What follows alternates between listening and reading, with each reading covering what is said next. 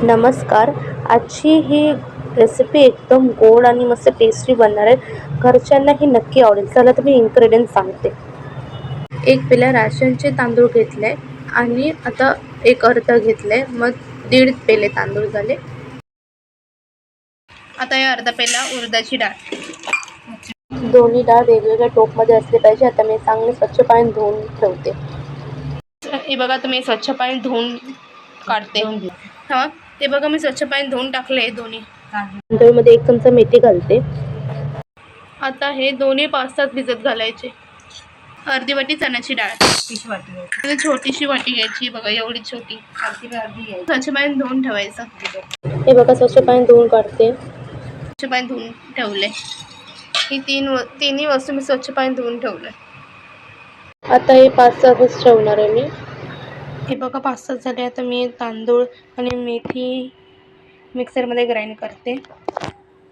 यात थोडं पाणी आहे. बघा कशी कन्सिस्टन्सी झाली, अशीच कन्सिस्टन्सी व्हायला पाहिजे. आता मी एका टोपामध्ये काढून ठेवते. आता घालायची उडदाची डाळ. चण्याची डाळ पण घालायची उडदाच्या डाळीमध्ये. थोडं पाणी घालायचं. बारीक वाटले. आता ह्यातच घालायचं. मिक्स करायचं चांगलं. आता ह्यात ओलं खोबरं घालायचं. आता ह्यामध्ये काही काही साहित्य लागणार आहे. आता ते बघा. हळद, जिरं. आता 1 वाटी गूळ. ज्या तांदळाच्या वाटीने मी वापरलं होतं तेच वाटीने मी गूळ घेतले. आता हे सगळं मिक्सरमध्ये ग्राइंड करते. हे सर्व तांदळाच्या पिठामध्ये ॲड करते. चांगलं मिक्स करते. चवीनुसार मीठ, वेलची पावडर 1 चमचा आणि मिक्स करायचं चांगलं. 5 तास भिजत. हे बघा आता झाकून ठेवते. रात्रभर असंच राहू दे. हे बघा रात्रभर ठेवलं होतं. कसं झालं आता. आता भाजायला घ्यायचं. चांगलं मिक्स करून घ्यायचं. कालच्या आणि आजच्या पिठामध्ये किती फरक आहे. काल कसं होतं, आज बघा कसं जाड झालं एकदम. हे बघा आता मी ह्याला ब्रशने तेल लावते. आता पीठ घालते. हे बघा असं करून घालायचं. पहिलं असं थोडंसं घालायचं, मग गोल गोल गोल गोल करायचं.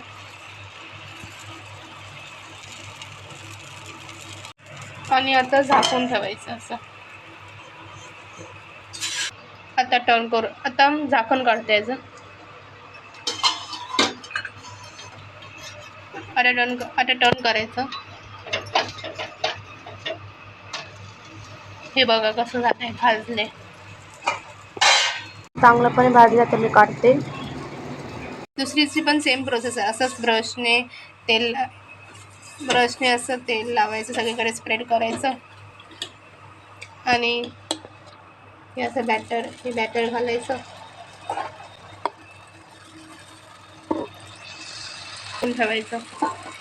आता अशा प्रकारे बाकीची पण असेच भाजून घेते. बघा अशा प्रकारे तयार झाली ही आंबोळी. मस्त आली, नाश्त्यासाठी मस्त आहे, पोट भरून खाल. आणि असंच छान छान रेसिपीज बघण्यासाठी सानियाज किचनला लाईक शेअर सबस्क्राईब करा. इतरांनाही शेअर करा ही रेसिपी. चला भेटू पुढच्या रेसिपीला. बाय.